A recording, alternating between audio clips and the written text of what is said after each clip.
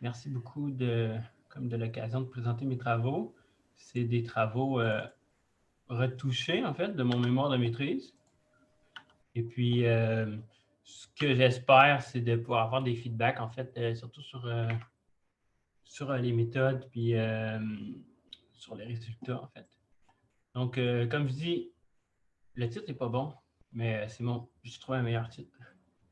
J'ai fait ces travaux-là dans le cadre de mon mémoire qui était financé en partie par la CIRS. Merci beaucoup. J'ai terminé, j'ai présenté en fait en février, j'ai tenu en février. Puis je fais mon doctorat ici au CIRST. Ben, plutôt, on va dire au doctorat STS. J'essaie de travailler sur le financement de la recherche, mais je m'intéresse comme vraiment beaucoup en fait aux organisations expertes, puis la littérature grise, puis aux méthodes d'analyse pour étudier ces organisations-là. Donc, on commence. Et le page down ne fonctionne pas. Pardon, je fais rarement de PowerPoint. Donc, comme je disais, mémoire de maîtrise en philosophie, j'ai fait 2 diplômes en philo, puis je m'en vais en STS. Donc, pour moi, la sociologie, il y a beaucoup de nouveaux. L'histoire des sciences, c'était relativement incorporé dans mon background, mais la sociologie, donc, bref, ce que moi, je m'intéresse, c'est les organisations expertes, surtout sous la perspective de l'épistémologie sociale, qui est une littérature assez normative, mais parfois qui n'est pas toujours descriptive, en fait. Donc, mon cas spécifique, c'est le cas de la Banque du Canada, qui est une organisation experte, qui fait beaucoup de recherches, puis je ne pense pas que c'est le lieu ici de comme, entrer dans les détails de ce que c'est avec la Banque du Canada, mais il faut savoir que c'est une banque centrale, en fait, et qui sont supposés être indépendants du gouvernement et qui les fonctions de recherche de la Banque du Canada, entre autres, servent à mieux remplir leur mandat. Il y a quand même des assez volumineux départements de recherche. L'objectif de la présentation d'aujourd'hui, c'est que j'aimerais en fait rassembler plusieurs éléments de recherche récente, d'analyse récente, puis vous offrir des interprétations qui approfondissent le cadre conceptuel que j'ai proposé dans mon mémoire. Donc, ça va être juste partiellement lié aux mémoires. Le plan pour la présentation, c'est problématique littérature. Je vais vous montrer un petit peu des stratégies pour opérationnaliser mes questions de recherche, puis les entités d'intérêt. Je vais présenter mes données, puis mes stratégies d'analyse. Je vais vous offrir des interprétations de conclusion si j'ai le temps. Donc, littérature normative. Comme je disais, je me situe beaucoup dans l'épistémologie sociale. Additionné de travaux en sociologie, en histoire et philosophie des sciences. Il y a du côté des philosophes, dans le fond, il y avait plusieurs axes qui m'intéressaient dans la littérature sur l'expertise. Un des axes intéressants était celui de comment on fait pour découvrir et expliquer des biais de groupe, non pas des biais individuels d'experts, mais des biais qui s'appliquent à des communautés en général, des communautés de recherche. Ces biais-là sont de nature extrêmement variée, en fait, puis on peut parfois parler de juste des préférences de protocoles empiriques, de modélisation, de types de données, des patrons d'interaction latents. Donc, c'est très difficile à faire de découvrir et expliquer des tels biais de groupe. Et du côté des philosophes, en fait, on retrouve un cadre conceptuel que je trouvais assez clair et opérationnalisable, qui est celui de l'empirisme contextuel critique d'Hélène Longino, en anglais Critical Contextual Empirism. Et en fait, Longino, ce qu'elle avait fait, c'est qu'elle suggère des normes, 5 normes, au niveau de la communauté. Donc, les normes sont assez typiques, là, c'est devenu assez séminal comme travaux. Donc, on parle ça prend des lieux de critique reconnus pour que la communauté puisse changer ses croyances, ses biais, ça prend des standards partagés, ça prend une réactivité à la critique. On peut offrir beaucoup, beaucoup de critiques sur les croyances de la communauté, mais si elle n'a pas d'incitatif à changer, ben, la norme n'est pas respectée. Une égalité modérée de l'autorité intellectuelle. C'est pour éviter, par exemple, les problèmes où les agents sont dans la communauté, font des travaux critiques, il y a des avenues communes, mais donc, ils ne sont pas écoutés simplement.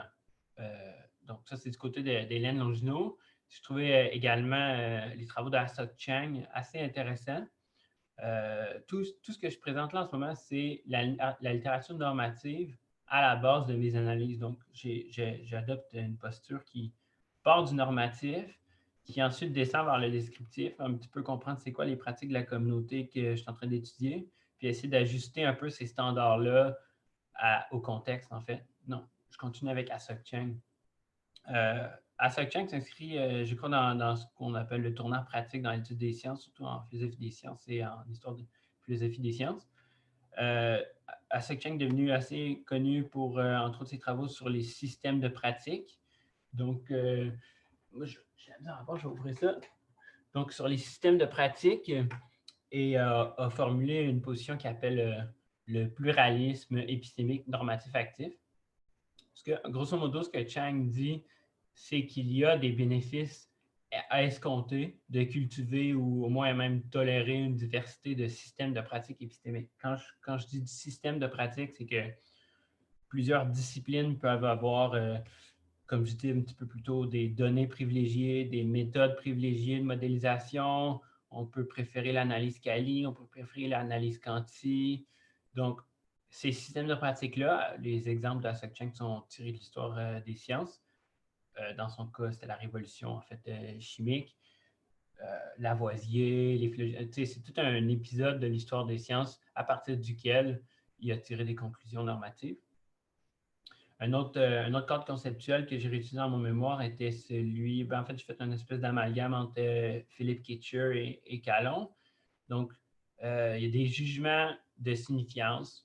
Ce que Kitcher appelle des jugements de signifiance, c'est simplement se positionner, se prononcer sur la pertinence d'une donnée, ce que Kitcher appelle un item de la science, une donnée, une méthode,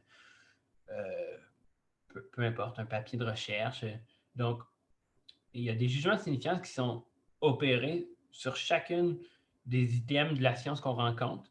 Et les acteurs, en fait, au vu de leurs intérêts pratiques et théoriques, vont décider si c'est pertinent ou non. Et c'est similaire un petit peu à ce qu'on retrouve chez Calon, en fait. Les acteurs problématisent au vu de leurs intérêts une question de recherche et tout cette espèce de processus qui est pas forcément comme séquentiel. Il y a des allers-retours, il y a des itérations, c'est plus ce que Kitcher appelle des graphes de signification. Tout ça introduit souvent une forte dépendance au sentier, en fait, et les intérêts des acteurs qui sont aux premières lignes se voient plus facilement distillés dans un agenda officiel, on pourrait dire. Et finalement, pour les cadres normatifs, le cadre normatif que j'ai utilisé est celui de, je crois, Baptiste Bellessem, je crois qu'il a fait un postdoc au CIRS d'ailleurs, je ne suis pas certain, mais donc Bellessem, encore une fois, un petit peu plus du côté de la philosophie, essaie de nous renseigner sur les conditions épistémologiques qui sous-tendent l'occurrence de l'inattendu. On veut de l'inattendu, je pense, quand on fait de la science, parce que souvent l'inattendu est source de surprises, est source d'application de modèles à des problèmes locaux, et on sort un petit peu des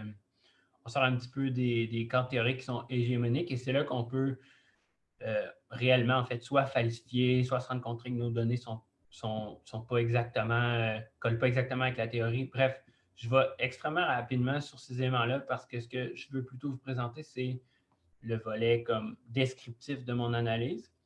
Dans la période de questions, on pourra revenir sur la littérature normative si vous le désirez. De toute façon, je reviens dans la portion interprétation. Donc, comment, grosso modo, je mets tout ça ensemble? Dans mon mémoire, j'ai constaté, en fait, avec de l'analyse de discours, de la documentation officielle, des cadres, de la Banque du Canada, plusieurs aspects qui étaient, que je dirais, comme moi, j'étiquette épistémologiques. Donc, la Banque valorise un agenda officiel de recherche. Elle a une vision assez spécifique de ce qui devrait être pertinent à ses opérations, ce que ses chercheuses devraient faire.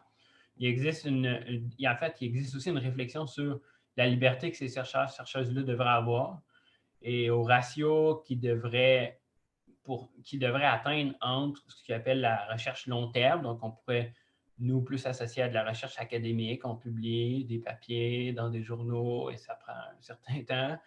Et la recherche plus court terme, qui est de l'analyse de politique, de la prévision de l'inflation, des documents de brief pour En ce moment, il y a une pléthore de documents de briefs concernant le coronavirus au niveau de la Banque du Canada.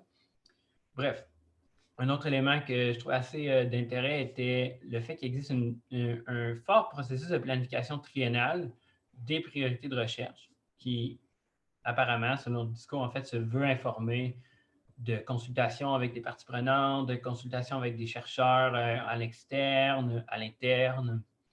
Et cette planification triennale-là, en fait, elle est liée à la fois aux priorités de recherche générale, mais aussi à ce qu'on appelle, je dirais, l'accord de réévaluation de l'inflation avec le gouvernement du Canada, qui, grosso modo, est juste, ils font de la recherche aux 3 ans pour savoir si leur cadre opérationnel est le bon.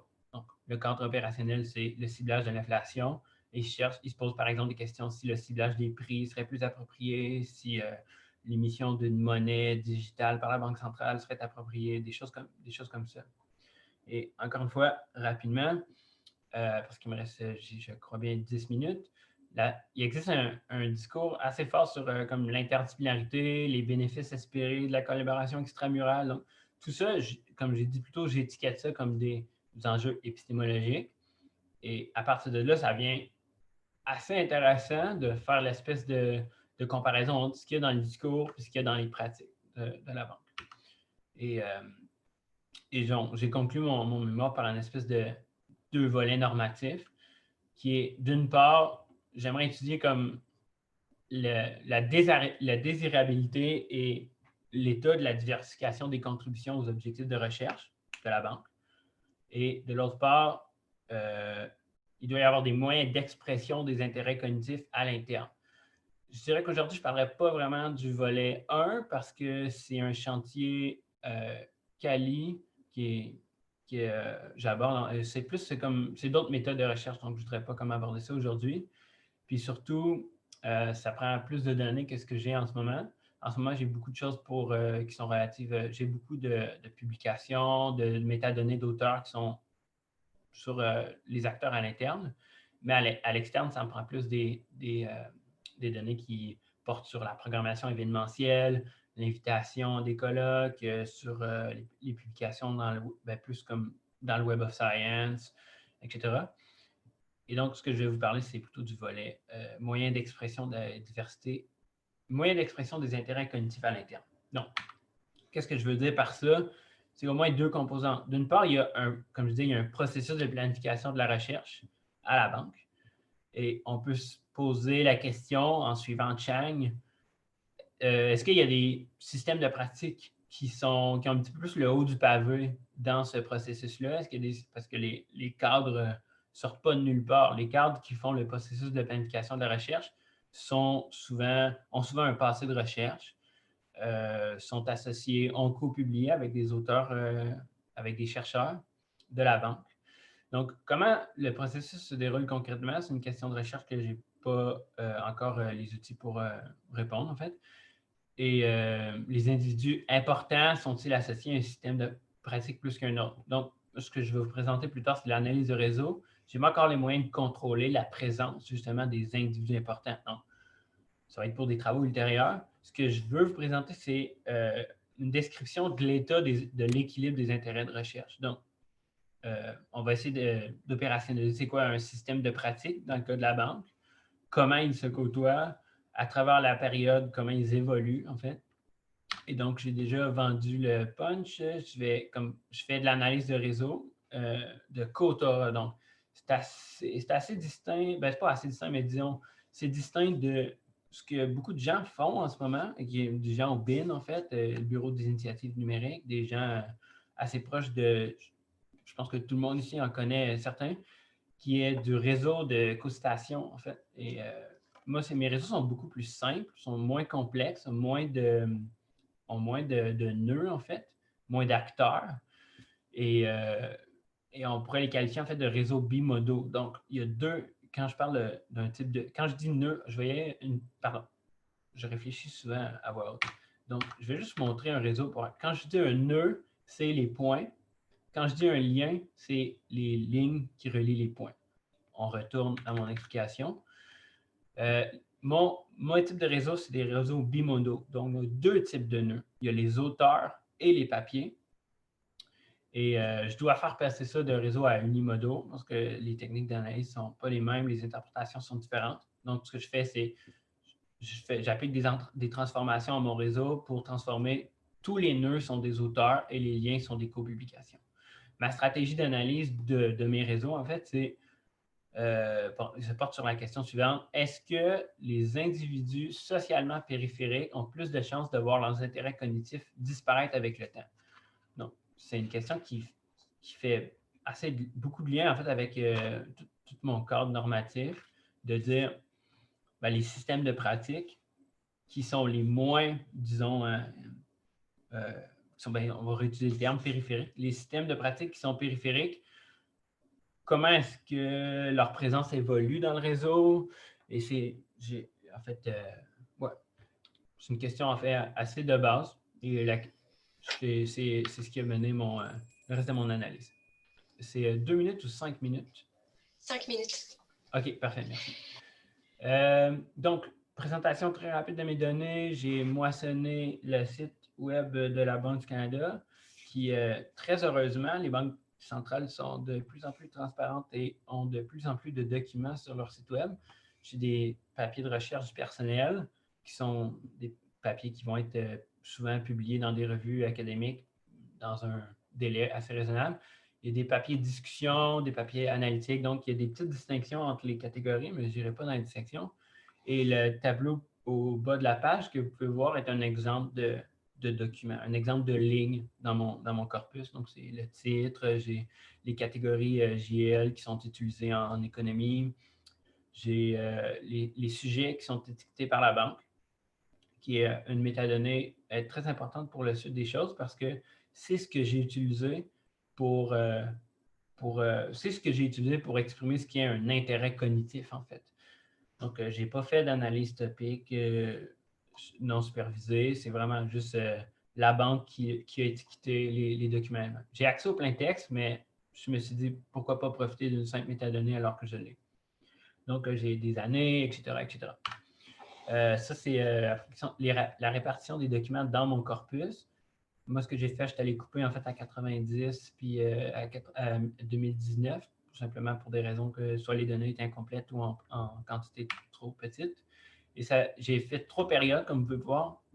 C'est des décennies, en fait. Les décennies collaient assez bien avec les niveaux de données, je trouve. Donc, le premier réseau. Et je ne veux pas trop aller dans le détail des réseaux, notamment parce qu'ils sont assez comme grossiers. Et ce qui m'intéresse, c'est surtout les composantes, c'est à l'extérieur de la composante principale. C'est les nœuds qui sont déconnectés. Ça, c'est ce que j'ai identifié comme des individus qui sont périphériques. Et donc, je suis allé identifier, je suis allé en fait trouver quels sont les intérêts de recherche, les sujets de recherche qui sont uniques à ces individus-là. Comme on peut voir, comme la période avance, ce qui est assez typique, les connexions augmentent entre les individus parce que la probabilité que deux individus soient connectés est de plus en plus grande, jusqu'à 2010, ma 3e période.